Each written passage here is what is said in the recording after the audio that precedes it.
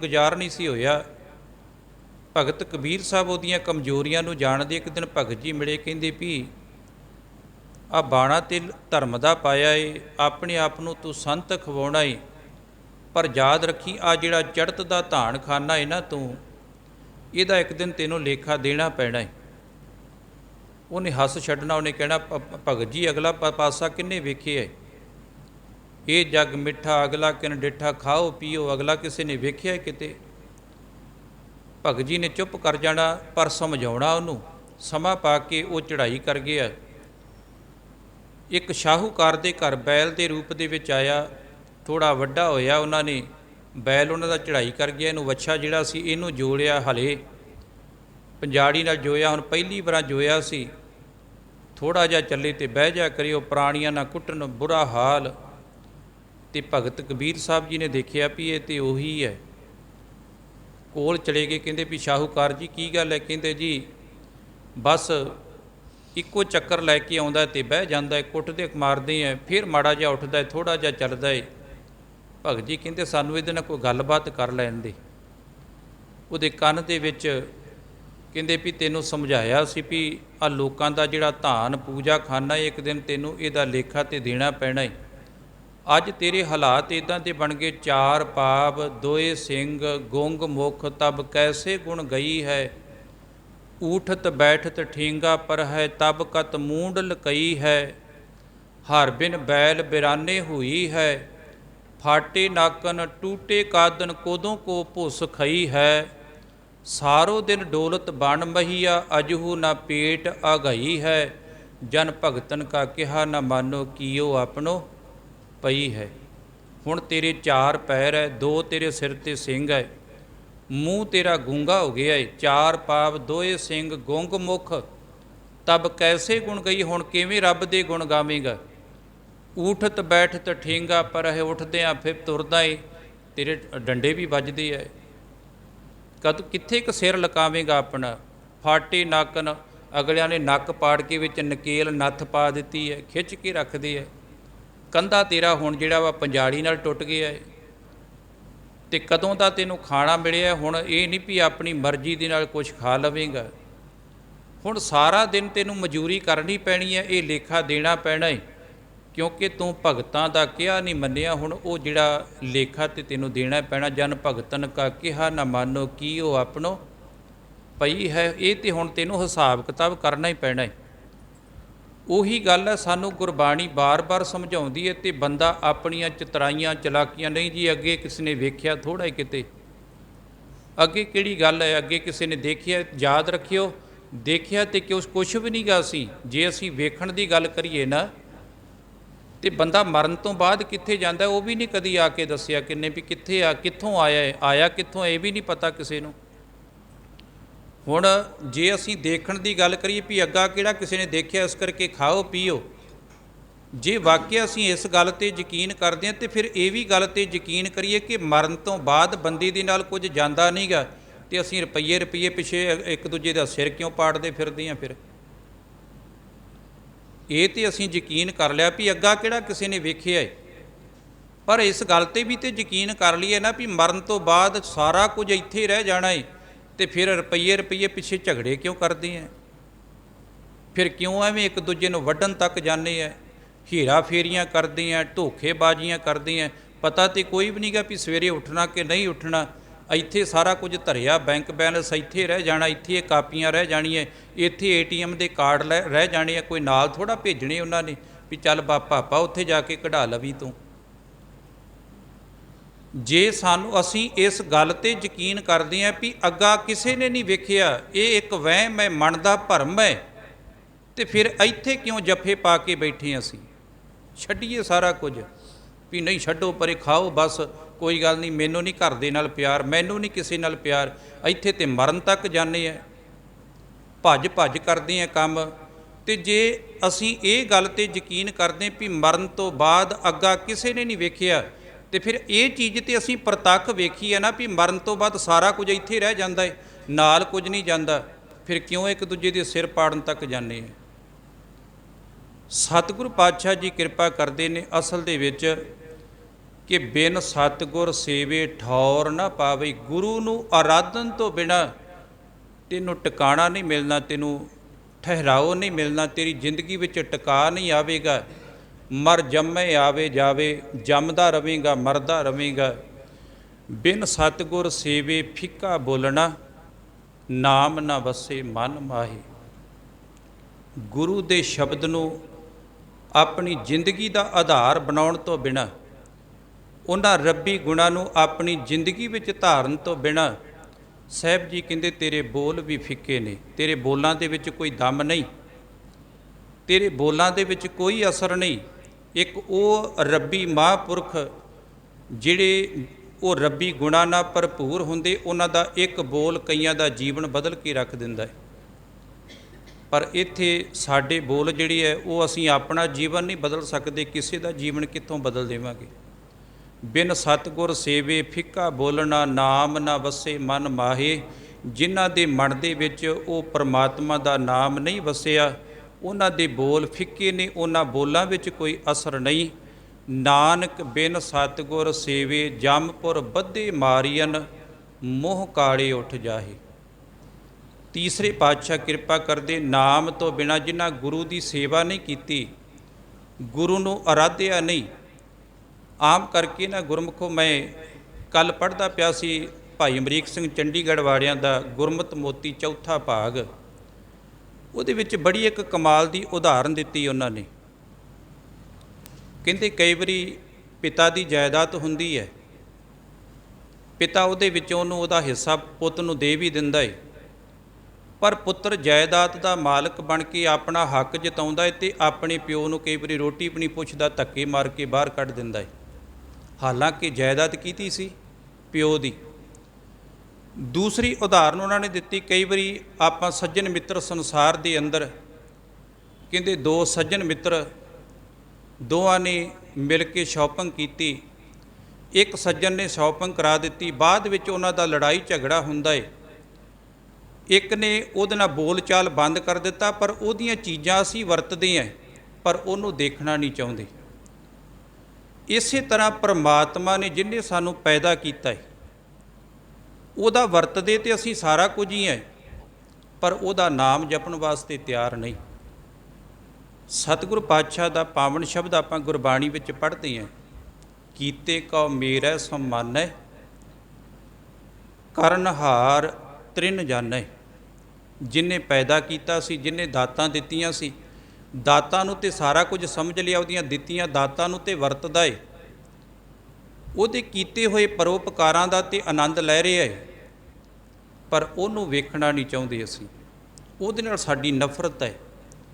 ਉਹਦਾ ਸਿਮਰਨ ਕਰਨਾ, ਅਸੀਂ ਉਹਦਾ ਸ਼ੁਕਰਾਨਾ ਕਰਨਾ, ਉਹ ਸਾਡੇ ਮਨ 'ਚੋਂ ਭੁੱਲ ਗਿਆ। ਜਿੰਨੇ ਦਾਤਾਂ ਦਿੱਤੀਆਂ ਸੀ, ਗੁਰੂ ਅਰਜਨ ਸਾਹਿਬ ਮਹਾਰਾਜ ਦੇ ਕਿੱਡੇ ਪਿਆਰੇ ਅਸੀਂ ਸ਼ਬਦ ਪੜ੍ਹਦੇ ਹਾਂ ਕਿ ਜੇ ਸੋਹਣਾ ਘਰ ਹੈ ਤੇ ਤੇਰਾ ਨਹੀਂ, ਹੰਕਾਰ ਨਾ ਕਰ ਵੀ ਮੈਂ ਘਰ ਬੜਾ ਸੋਹਣਾ ਬਣਾ ਲਿਆ, ਸ਼ੁਕਰਾਨਾ ਕਰੀ ਜਿਹ ਪ੍ਰਸਾਦ ਬਸੇ ਸੁਖ ਮੰਦਰ ਤਿਸੇ ਧਿਆਏ ਸਦਾ ਮਨ ਅੰਦਰ।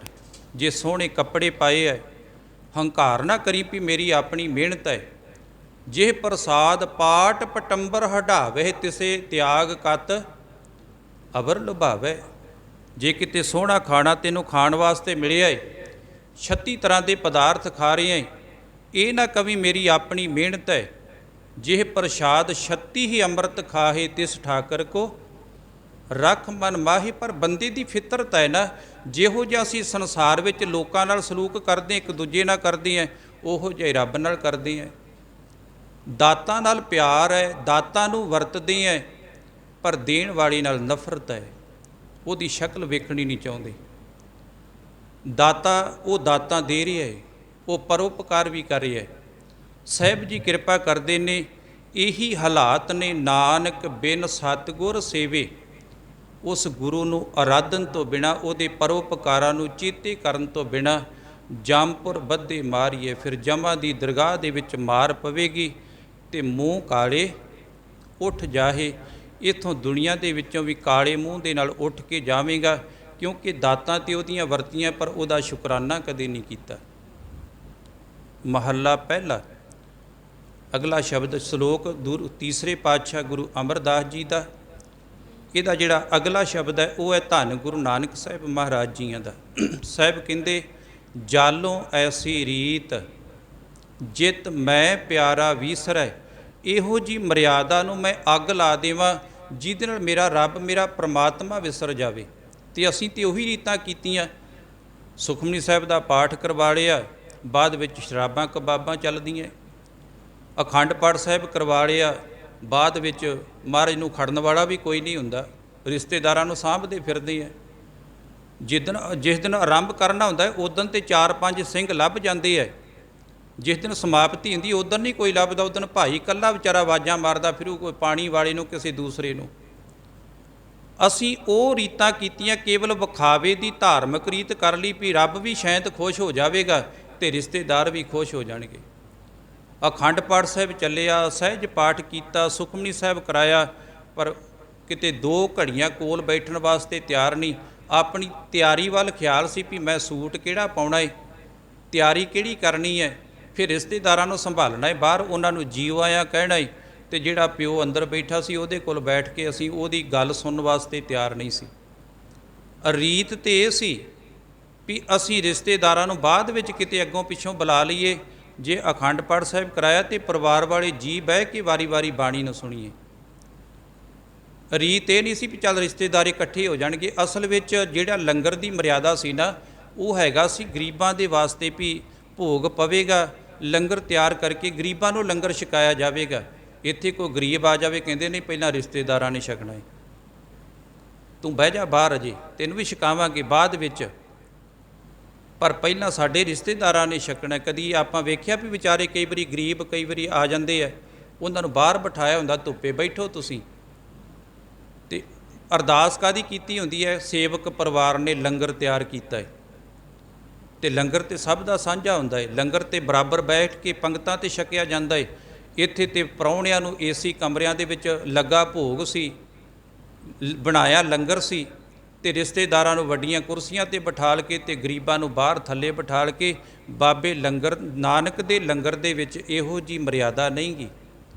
ਗੁਰੂ ਨਾਨਕ ਸਾਹਿਬ ਤੇ ਵਿਆਹੁਣ ਵਾਸਤੇ ਜਾਂਦੇ ਬਟਾਲੇ ਦੀ ਧਰਤੀ ਦੇ ਉੱਪਰ, ਜਿਹਨੂੰ ਮਰਿਆਦਾ ਪੁਰਸ਼ੋਤਮ ਭਗਵਾਨ ਰਾਮਚੰਦਰ ਕਹਿੰਦੇ ਹੈ, ਉਹਦਾ ਵਿਆਹ ਹੁੰਦਾ ਹੈ ਤੇ 3-4 ਤਰ੍ਹਾਂ ਦੀ ਪੰਗਤ ਲੱਗਦੀ। ਬ੍ਰਾਹਮਣ ਦੀ ਵੱਖਰੀ, ਖੱਤਰੀ ਦੀ ਵੱਖਰੀ, ਵੈਸ ਦੀ ਵੱਖਰੀ, ਸੂਦਰ ਦੀ ਵੱਖਰੀ। ਪਰ ਗੁਰੂ ਨਾਨਕ ਸਾਹਿਬ ਦਾ ਵਿਆਹ ਹੁੰਦਾ ਹੈ, ਬਟਾਲੇ ਦੀ ਧਰਤੀ ਤੇ ਪਹੁੰਚਦੇ ਹੈ, ਵੇਖਿਆ 4 ਤਰ੍ਹਾਂ ਦੀਆਂ ਪੰਗਤਾਂ। ਬਾਬੇ ਨੇ ਜਾਂਦਿਆਂ ਪਹਿਲਾਂ ਪੰਗਤਾਂ ਚੁੱਕੀਆਂ, ਕਹਿੰਦਾ ਨਹੀਂ ਇੱਕ ਪੰਗਤ ਲੱਗੇਗੀ ਇੱਥੇ। ਬ੍ਰਾਹਮਣ ਵੀ ਉਸੇ ਵਿੱਚ ਬਵੇਗਾ, ਖੱਤਰੀ ਵੀ ਉਹਦੇ ਵਿੱਚ ਬਵੇਗਾ, ਵੈਸ ਵੀ ਤੇ ਸੂਦਰ ਵੀ, ਇੱਕੋ ਪੰਗਤ ਲੱਗੇਗੀ। ਬਾਬੇ ਨਾਨਕ ਦਾ ਵਿਆਹ ਹੁੰਦਾ ਹੈ ਤੇ ਇੱਕ ਪੰਗਤ ਲੱਗਦੀ ਹੈ। ਇੱਥੇ ਸਾਡੇ ਦਾ ਕਿਸੇ ਦਾ ਕੋਈ ਪ੍ਰੋਗਰਾਮ ਹੁੰਦਾ ਹੈ, ਇੱਥੇ ਪੰਗਤਾਂ ਵੱਖੋ ਵੱਖਰੀਆਂ। ਅਸੀਂ ਬਾਬੇ ਨਾਨਕ ਤੋਂ ਵੱਡੇ ਹੋ ਗਏ ਹਾਂ। ਉਹਨੇ ਤੇ ਰੀਤਾਂ ਮੇਟ ਕੇ ਸੁੱਟ ਦਿੱਤੀਆਂ ਵੀ ਨਹੀਂ ਲੋੜ ਮੈਨੂੰ ਆ ਬ੍ਰਾਹਮਣੀ ਰੀਤਾਂ ਮਰਿਆਦਾ ਦੀ, ਮੈਂ ਇੱਕ ਪੰਗਤ ਦੇ ਵਿੱਚ ਬਿਠਾਉਣਾ ਸਾਰਿਆਂ ਨੂੰ। ਉਸ ਬਾਪੂ ਦੇ ਪਾਵਨ ਬੋਲ ਹੈ, ਜਾਲੋਂ ਐਸੀ ਰੀਤ ਜਿਤ ਮੈਂ ਪਿਆਰਾ ਵੀਸਰੈ। ਨਾਨਕ ਸਾਈ ਭਲੀ ਪ੍ਰੀਤ ਜਿਤ ਸਾਹਿਬ ਸੇਤੀ ਪਤ ਰਹੇ। ਕਹਿੰਦੇ ਉਸ ਮਾਲਕ ਦੇ ਨਾਲ ਮੇਰੀ ਪ੍ਰੀਤ ਬਣ ਜਾਵੇ, ਜਿਹਦੇ ਨਾਲ ਪ੍ਰੀਤ ਕਰਨ ਦੇ ਨਾਲ ਮੇਰੀ ਇੱਜ਼ਤ ਬਣਦੀ ਹੈ, ਮੇਰੀ ਇੱਜ਼ਤ ਰਹਿੰਦੀ ਹੈ ਦੁਨੀਆ ਦੇ ਅੰਦਰ। ਪੌੜੀ ਹਰ ਇੱਕੋ ਦਾਤਾ ਸੇਵੀਏ ਹਰ ਇੱਕ ਧਿਆਈਏ। ਮੈਂ ਹਮੇਸ਼ਾ ਇੱਕ ਦਾਤੇ ਨੂੰ ਯਾਦ ਕਰਦਾ ਏ, ਇੱਕੇ ਦਾਤੇ ਨੂੰ ਹਮੇਸ਼ਾ ਆਪਣੇ ਮਨ ਦੇ ਵਿੱਚ ਉਹਦਾ ਸਿਮਰਨ ਕਰਦਾ ਏ। ਹਰ ਇੱਕੋ ਦਾਤਾ ਮੰਗੀਏ ਤੇ ਇੱਕੇ ਦਾਤੇ ਦੇ ਕੋਲੋਂ ਹੀ ਮੈਂ ਦਾਤਾ ਮੰਗਦਾ ਏ। ਪਰ ਇੱਥੇ ਅਸੀਂ ਵੱਖੋ ਵੱਖਰੇ ਦਾਤੇ ਬਣਾ ਲਏ। ਪੜ੍ਹਦੇ ਜ਼ਰੂਰ ਹੈ ਕਿ ਗੁਰਾਂ ਇੱਕ ਦੇਹ ਬੁਝਾਈ ਸਭਨਾ ਜੀਆਂ ਕਾ ਇੱਕ ਦਾਤਾ। ਮੰਨਦੇ ਥੋੜ੍ਹਾ ਏ ਘਰਾਂ ਦੇ ਵਿੱਚ ਆ ਜੀ ਲੱਖਾਂ ਦਾ ਦਾਤਾ, ਆ ਜੀ ਲਾਲਾਂ ਦਾ ਦਾਤਾ, ਆ ਫਲਾਨਾ ਦਾਤਾ, ਆ ਕਿੱਕਰ ਸ਼ਾਹ, ਆ ਬੋੜ ਸ਼ਾਹ, ਆ ਪਿੱਪਲ ਸ਼ਾਹ, ਰੂੜੀ ਸ਼ਾਹ, ਪਤਾ ਨਹੀਂ ਕਿੰਨੇ ਕੁ ਬਣਾਈ ਫਿਰਦੇ ਅਸੀਂ। ਉਹ ਇੱਕ ਹੀ ਹੈ। ਇੱਕ ਦੇ ਜਦੋਂ ਹੋ ਜਾਵਾਂਗੇ ਫਿਰ ਉਹ ਕਿਸੇ ਚੀਜ਼ ਦਾ ਘਾਟਾ ਨਹੀਂ ਰਹਿਣ ਦਿੰਦਾ। ਤੇ ਜਦੋਂ ਅਸੀਂ ਦਰ ਦਰ 'ਤੇ ਅਸੀਂ ਤੁਰੇ ਫਿਰਾਂਗੇ ਤੇ ਭਾਈ ਵੀਰ ਸਿੰਘ ਕਹਿੰਦੇ ਕੁੱਤਾ ਦਰ ਦਰ ਫਿਰੇ ਦਰ ਦਰ ਦੁਰ ਦੁਰ ਹੋਏ। ਕਹਿੰਦੇ ਜਿਹੜੇ ਕੁੱਤੇ ਨੂੰ ਆਦਤ ਪੈ ਜਾਵੇ, ਜਿਹਦਾ ਦਰਵਾਜ਼ਾ ਖੁੱਲ੍ਹਿਆ ਉੱਧਰ ਹੀ ਚਲੇ ਗਿਆ, ਉਹਨੂੰ ਫਟਕਾਰਾਂ ਪੈਂਦੀਆਂ ਨੇ। ਇੱਕ ਦਰ ਦਾ ਹੋ ਕੇ ਰਵੇਂਗਾ, ਇੱਕ ਦਰ ਕਾ ਹੋ ਰਹੇ ਤਾਂ ਕਿਉਂ ਦੁਰ ਦੁਰ ਹੋਏ। ਜੇ ਇੱਕ ਦਰ ਦਾ ਹੋ ਕੇ ਰਵੇਂਗਾ ਤੇ ਫਟਕਾਰਾਂ ਨਹੀਂ ਪੈਣਗੀਆਂ। ਭਾਈ ਸਾਹਿਬ ਉਹਨਾਂ ਨੇ ਇੱਕ ਬੜੀ ਕਮਾਲ ਦੀ ਉਦਾਹਰਨ ਦਿੱਤੀ। ਕਹਿੰਦੇ ਪਾਣੀ ਦਾ ਕੁੰਡ ਹੁੰਦਾ ਹੈ ਨਾ, ਉੱਥੇ ਡੰਗਰ ਵੀ ਪਾਣੀ ਪੀਣ ਵਾਸਤੇ ਆਉਂਦੇ, ਮੱਝਾਂ ਦਾ ਵੱਗ, ਗਾਵਾਂ ਦਾ ਵੱਗ, ਮੋਰ ਵੀ ਪਾਣੀ ਪੀਣ ਵਾਸਤੇ ਆਉਂਦਾ ਹੈ। ਜਿਹੜਾ ਪਸ਼ੂਆਂ ਦਾ ਵੱਗ ਹੈ ਇਹਦਾ ਪਾਣੀ ਪੀਣ ਦਾ ਵੱਖਰਾ ਸੁਭਾਅ ਹੈ ਅਤੇ ਮੋਰ ਦਾ ਵੱਖਰਾ ਹੈ। ਜਦੋਂ ਮੱਝਾਂ ਗਾਵਾਂ ਦਾ ਵੱਗ ਪਾਣੀ ਪੀਵੇਗਾ ਤੇ ਤੁਸੀਂ ਵੇਖਿਓ ਉਹਦੇ ਵਿੱਚ ਅਗਲੀਆਂ ਲੱਤਾਂ ਵਿੱਚ ਵਾੜ ਲਵੇਗਾ ਅਤੇ ਉਹ ਪਾਣੀ ਨੂੰ ਵੀ ਗੰਧਲਾ ਕਰ ਦੇਵੇਗਾ ਅਤੇ ਪਾਣੀ ਪੀਵੇਗਾ ਅਤੇ ਵਿੱਚੇ ਹੀ ਪਿਸ਼ਾਬ ਕਰੀ ਜਾਵੇਗਾ। ਜੋ ਮੱਝਾਂ ਗਾਵਾਂ ਜਦੋਂ ਪਾਣੀ ਪੀਂਦੀਆਂ ਨਾ ਕੁੰਡ ਦੇ ਵਿੱਚ, ਉਹਦੇ ਵਿੱਚੇ ਉਹ ਪਿਸ਼ਾਬ ਵੀ ਕਰੀ ਜਾਣਗੀਆਂ, ਉਹਨੂੰ ਪਾਣੀ ਨੂੰ ਗੰਧਲਾ ਵੀ ਕਰ ਦੇਣਗੀਆਂ। ਪਰ ਤੁਸੀਂ ਕਿਤੇ ਮੋਰ ਨੂੰ ਪਾਣੀ ਪੀਂਦਿਆਂ ਦੇਖਿਓ, ਜਿੱਥੇ ਕੁੰਡ ਬਣਿਆ ਹੋਵੇ, ਸਰੋਵਰ ਬਣਿਆ ਹੋਵੇ, ਕਿਤੇ ਧਿਆਨ ਨਾਲ ਦੇਖਿਓ, ਮੋਰ ਜਦੋਂ ਪਾਣੀ ਪੀਣ ਵਾਸਤੇ ਆਵੇਗਾ ਨਾ, ਉਹ ਮੋਰ ਪਹਿਲਾਂ ਉਹਦੇ ਕੰਢੇ 'ਤੇ ਆ ਕੇ ਸਿਰ ਝੁਕਾਵੇਗਾ, ਫਿਰ ਉਹ ਪਾਣੀ ਪੀ ਕੇ ਪਿਛਲੇ ਪੈਰੀਂ ਵਾਪਸ ਜਾਵੇਗਾ। ਭਾਈ ਵੀਰ ਸਿੰਘ ਕਹਿੰਦੇ, ਧਾਈਆਂ ਆਈਆਂ ਗਾਈਆਂ ਸਰ 'ਤੇ ਪੀ ਪਾਣੀ ਕੰਢ ਮੋੜੀ, ਨੱਚਦਾ ਮੋਰ ਆਇਆ ਜਲ ਪੀਤਾ ਕੰਢ ਨਾ ਮੋੜੀ ਥੋੜ੍ਹੀ। ਕਹਿੰਦੇ ਛਾਲਾ ਤ੍ਰੇਹ ਮੋਰ ਦੀ ਦੇਣੀ ਪੀ ਰਜ ਤ੍ਰਿਪਤ ਹੋਏ ਤੁਧਨੋਂ ਲੋੜੀ। ਕਹਿੰਦੇ ਉਹ ਗਾਈਆਂ ਦਾ ਵੱਗ ਵੀ ਆਇਆ, ਪਾਣੀ ਉਹਨਾਂ ਵੀ ਪੀਤਾ, ਪਾਣੀ ਮੋਰ ਨੇ ਵੀ ਪੀਤਾ, ਪਰ ਉਹਨਾਂ ਪਾਣੀ ਨੂੰ ਵੀ ਗੰਧਲਾ ਕਰ ਦਿੱਤਾ, ਪਰ ਉਹਨਾਂ ਨੇ ਫਿਰ ਉਹਦੇ ਵੱਲ ਨੂੰ ਪਿੱਠ ਕਰ ਲਈ, ਪਰ ਮੋਰ ਨੇ ਪਾਣੀ ਪੀ ਕੇ ਪਿੱਠ ਨਹੀਂ ਕੀਤੀ, ਉਹ ਪਿਛਲੇ ਪੈਰੀਂ ਵਾਪਸ ਗਿਆ। ਕਹਿੰਦੇ ਇੱਕ ਪਸ਼ੂ ਬਿਰਤੀ ਵਾਲੇ ਲੋਕ ਗੁਰੂ ਕੋਲ ਆਉਂਦੇ ਆ ਅਤੇ ਇੱਕ ਮੋਰ ਬਿਰਤੀ ਵਾਲੇ, ਉਹ ਦਾਤਾਂ ਲੈ ਕੇ ਅਤੇ ਉਦੋਂ ਹੀ ਗੁਰੂ ਵੱਲ ਪਿੱਠ ਕਰ ਲੈਂਦੇ ਹੈ, ਨਹੀਂ ਕੋਈ ਨਹੀਂ ਗਾ, ਕੋਈ ਲੋੜ ਨਹੀਂ ਗੀ ਰੱਬ ਦਾ ਨਾਂ ਲੈਣ ਦੀ। ਉਦੋਂ ਹੀ ਪਿੱਠ ਕਰ ਲਈ, ਜਦੋਂ ਦਾਤਾਂ ਦੀ ਲੋੜ ਸੀ ਉਦੋਂ ਤਰਲੇ ਲਏ, ਉਦੋਂ ਅਰਦਾਸਾਂ ਕੀਤੀਆਂ, ਜਦੋਂ ਮਿਲ ਗਈਆਂ ਫਿਰ ਪਿੱਠ ਕਰ ਲਈ। ਇੱਕ ਮੋਰ ਵਾਂਗੂ ਆਉਂਦੇ ਹੈ ਜਿਹੜੇ ਆ ਕੇ ਨਮਸਕਾਰ ਵੀ ਕਰਦੇ ਹੈ, ਕਦੀ ਗੁਰੂ ਵੱਲ ਪਿੱਠ ਨਹੀਂ ਕਰਦੇ ਅਤੇ ਸ਼ੁਕਰਾਨੇ ਨਾਲ ਭਰੇ ਰਹਿੰਦੇ ਹੈ। ਉਹ ਹਮੇਸ਼ਾ ਗੁਰੂ ਦਾ ਸਤਿਕਾਰ ਕਰਦੇ ਹੈ ਅਤੇ ਸਹਿਬ ਕਿਰਪਾ ਕਰਦੇ ਨੇ। ਹਰ ਇੱਕੋ ਦਾਤਾ ਮੰਗੀਏ ਮਨ ਚਿੰਦਿਆ ਪਾਈਏ, ਇੱਕ ਦਾਤੇ ਦੇ ਕੋਲੋਂ ਮੰਗੀਏ ਫਿਰ ਜੋ ਵੀ ਮੰਗਾਂਗੇ, ਕਿਉਂਕਿ ਇੱਛਾ ਪੂਰਕ ਸਰਬ ਸੁਖ ਦਾਤਾ ਹਰ, ਜਾ ਕੇ ਵਸ ਹੈ ਕਾਮ ਧੇਨਾ ਸੋ ਐਸਾ ਹਰ ਧਿਆਈਏ ਮੇਰੇ ਜੀਅੜੇ, ਤਾਂ ਸਰਬ ਸੁਖ ਪਾਵੈ ਮੇਰੇ ਮਨਾਂ ਤੈਨੂੰ ਸਦੀਵੀ ਸੁਖ ਮਿਲ ਜਾਵੇਗਾ। ਜੇ ਦੂਜੇ ਪਾਸੋਂ ਮੰਗੀਏ ਤਾਂ ਲਾਜ ਮਰਾਈਏ। ਦੁਨੀਆ ਦੀ ਐਸੀ ਰੀਤ ਹੈ, ਫਿਤਰਤ ਹੈ, ਤੁਹਾਡੀ ਇੱਕ ਵਾਰੀ ਮਦਦ ਤੇ ਕਰ ਦੇਣਗੇ ਪਰ ਤੁਹਾਨੂੰ ਚਿਤਾਰਦੇ ਵੀ ਰਹਿਣਗੇ। ਮੈਂ ਤੇਰੇ ਫਲਾਣੇ ਵਕਤ ਕੰਮ ਆਇਆ ਸੀ, ਮੈਂ ਤੈਨੂੰ ਫਲਾਣੇ ਵਕਤ ਆਹ 'ਚ ਤੇਰੀ ਮਦਦ ਕੀਤੀ ਸੀ, ਪਰ ਪਰਮਾਤਮਾ ਨਹੀਂ ਚਿਤਾਰਦਾ, ਉਹ ਦਾਤਾਂ ਵੀ ਦਿੰਦਾ ਤਾਂ ਵੀ ਨਹੀਂ ਚਿਤਾਰਦਾ। ਸਾਹਿਬ ਜੀ ਕਿਰਪਾ ਕਰਦੇ, ਜੇ ਦੂਜੇ ਕੋਲੋਂ ਮੰਗਾਂਗੇ ਨਾ ਤੇ ਸ਼ਰਮ ਦੇ ਨਾਲ ਹੀ ਮੌਤ ਹੋ ਜਾਵੇਗੀ, ਕਿਉਂਕਿ ਉਹਦਾ ਪਤਾ ਨਹੀਂ ਕਦੋਂ ਤੁਹਾਨੂੰ ਉਹ ਆਪਣੀਆਂ ਦਾਤਾਂ ਦਾ ਜਿਹੜਾ ਵਾ ਤੁਹਾਡੇ ਕੰਮ ਆਇਆ ਉਹ ਚਿਤਾਰਨਾ ਸ਼ੁਰੂ ਕਰ ਦੇਵੇ। ਜਿਨ ਸੇਵਿਆ ਤਿੰਨ ਫਲ ਪਾਇਆ, ਤਿਸ ਜਨ ਕੀ ਸਭ ਭੁੱਖ ਗਵਾਈਏ। ਜਿਹਨੇ ਵੀ ਉਸ ਗੁਰੂ ਨੂੰ ਆਰਾਧਿਆ ਉਹਨੇ ਜੋ ਵੀ ਇਸ਼ਤ ਫਲ ਜਿਹੜਾ ਸੀ ਉਹਦੇ ਕੋਲੋਂ ਪ੍ਰਾਪਤ ਕਰ ਲਿਆ। ਉਸ ਦੀ ਸਾਰੀ ਭੁੱਖ ਜਿਹੜੀ ਸੀ ਉਹ ਗੁਰੂ ਨੇ ਕਿਰਪਾ ਕਰਕੇ ਦੂਰ ਕਰ ਦਿੱਤੀ। ਨਾਨਕ ਤਿੰਨ ਵਿਟੋਂ ਵਾਰਿਆ, ਜਿਨ ਅਣ ਦਿਨ ਹਿਰਦੇ ਹਰ ਨਾਮ ਧਿਆਈਏ।